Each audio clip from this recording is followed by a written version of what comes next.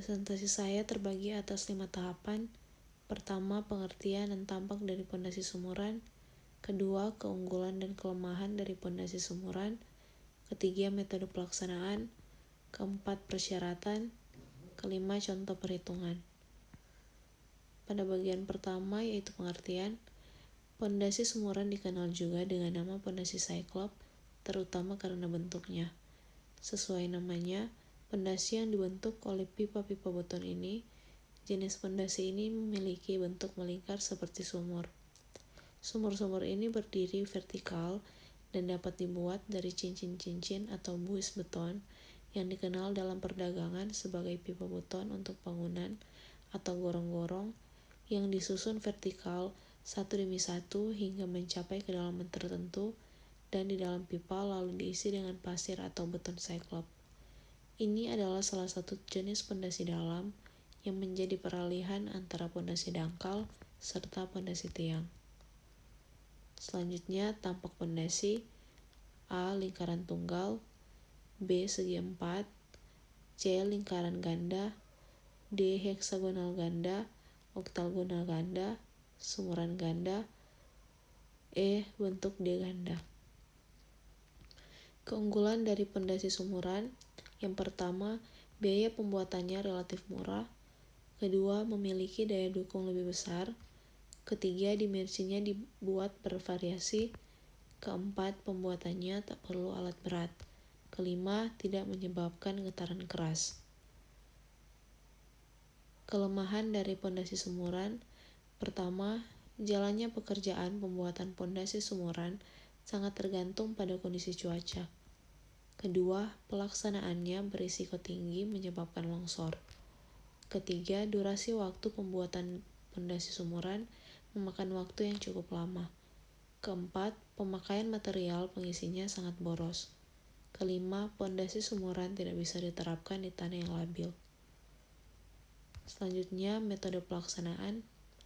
Yang pertama, buat galian di tanah yang memiliki ukuran sesuai dengan diameter pipa beton yang telah dipesan di tempat jual pipa beton. Setelah galian mencapai sekitar 80-100 cm, masukkan pipa beton yang pertama ke dalamnya. Pastikan pipa beton telah masuk dengan sempurna. Lanjutkan kembali penggalian di tempat yang direncanakan sebagai pondasi tersebut hingga mencapai lapisan tanah yang keras. Biasanya berada di kedalaman sekitar 2-3 meter. Setelah itu, masukkan pipa beton yang kedua tepat di atas pipa beton pertama. Kemudian susun pipa-pipa beton di atasnya hingga setara dengan permukaan tanah.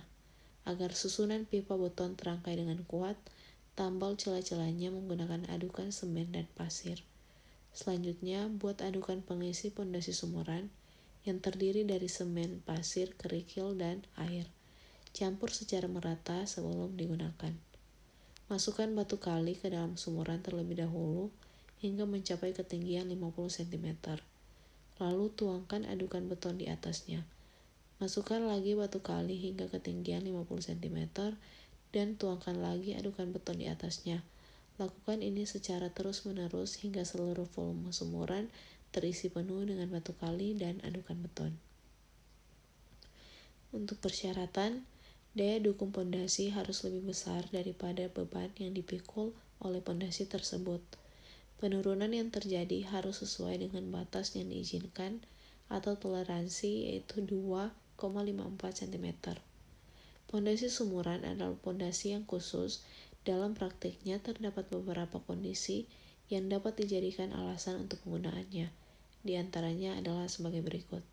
Bila tanah keras terletak lebih dari 3 meter, pondasi plat kaki atau jenis pondasi langsung lainnya akan menjadi tidak hemat atau galian tanahnya terlalu dalam dan lebar. Bila air permukaan tanah terletak agak tinggi, konstruksi plat beton akan sulit dilaksanakan karena air harus dipompa dan dibuang keluar lubang galian. Dalam kondisi ini, pondasi sumuran menjadi pilihan tepat untuk konstruksi yang tanahnya keras, terletak tinggi sampai 5 meter. Contoh perhitungan. Saya menggunakan detail pondasi sumuran ini. Untuk mencari luas tiang, rumusnya adalah 1/4 kali Pi kali D kuadrat kali AB. 1/4 kali 3,14 kali 0,8 kuadrat sama dengan 0,502 meter kuadrat dikonversikan ke cm kuadrat menjadi 5024 cm kuadrat. Keliling tiang dengan rumus Pi kali D sama dengan 3,14 kali 0,8 sama dengan 2,512 meter. Dikonversikan ke cm menjadi 251,2 cm. Untuk mencari QU izin, diketahui D sama dengan 4 meter berdasarkan tabel yang berada di sebelah kiri, yaitu depth yang saya gunakan adalah 4 meter. QC sama dengan 21 kg per cm kuadrat, TF sama dengan 201,33. Kita masuk pada penyelesaian. QU izin dengan rumus QC kali AP per 3 tambah TF kali KT per 5 sama dengan 21 kali 5024 per 3 tambah 201,33 kali 251,2 per 5. Dapat hasil 45.282,81 kg dikonversikan ke kilonewton menjadi 452,831 kilonewton. Sekian presentasi dari saya ucapkan terima kasih.